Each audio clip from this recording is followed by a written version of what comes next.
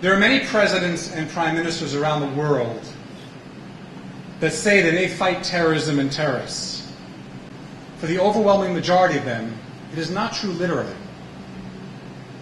The Prime Minister of my country, however, has fought terrorists literally and figuratively.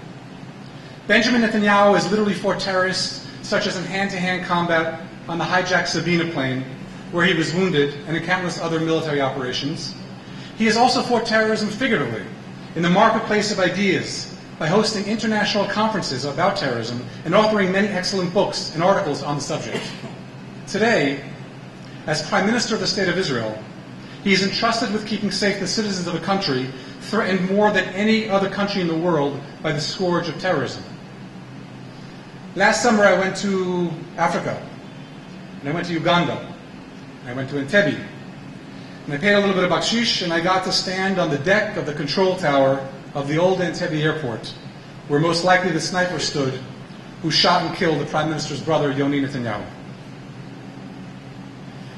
As I stood there, I felt and thought about a number of things.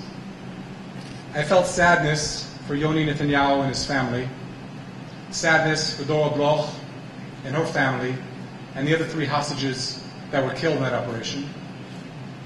I felt great pride, knowing that I was part of a country that would go to such great lengths and such great risks to save our people.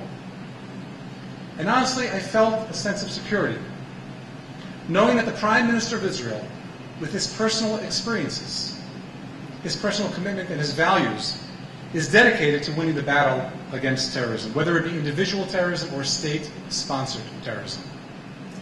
We are all very grateful, and I am personally very grateful, that under his leadership on Friday night, all of our boys returned home safely from Cairo. Ladies and gentlemen, I am very proud to introduce Prime Minister Benjamin Netanyahu.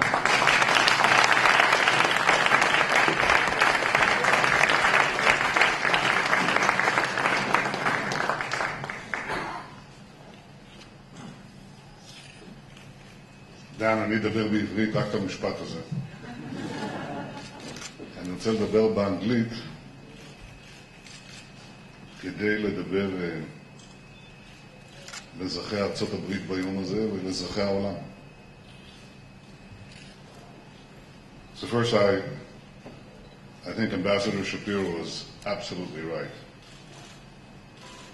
There is a remarkable fortitude and resilience to the people of America and the people of Israel and the people of all free societies. There's a tremendous power in freedom.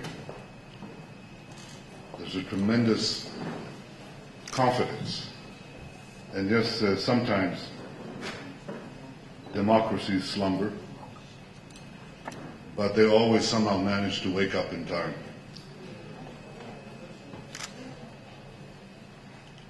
And I believe that there is no greater bond in facing the scourge of terrorism,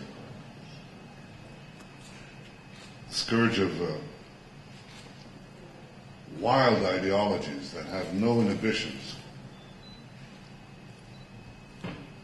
on the use of violence against innocent civilians. There is no greater bond in this battle than the bond between Israel and America, because it reflects the deepest bond of 2 societies that were born in freedom and that share so many ideals, so many values. You say, Dan, that my being here is an expression of our bond, and your being here in Jerusalem today on 9/11 is the same expression of that same bond.